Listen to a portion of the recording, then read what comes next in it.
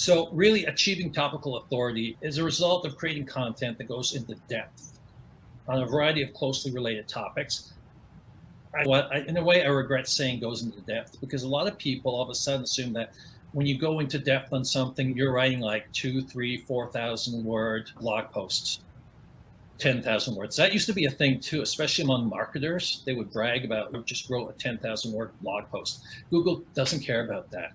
What they really care about is content that's informationally rich and that actually adds something to the conversation, as opposed to just regurgitating. And the other thing too is getting that content that goes into depth, and creating that isn't enough either. You really have to work to internally link those content clusters.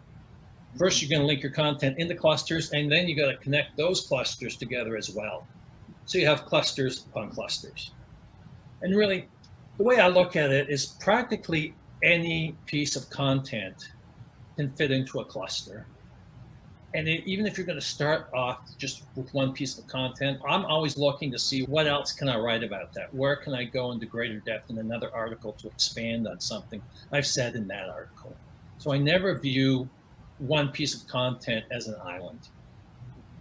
Stephen, could you just give us an example of like a topic cluster that maybe you've worked on and some of the related content that lives within that same cluster? Yeah, if you go and look at our blog on MarketMuse, we talk a lot about content strategy. And that was something that 3 years ago, really when it started with MarketMuse, that was something I decided to do intentionally, because you've got so many blogs talking about content marketing. And I realized that content strategy was something that we would have a better shot at doing.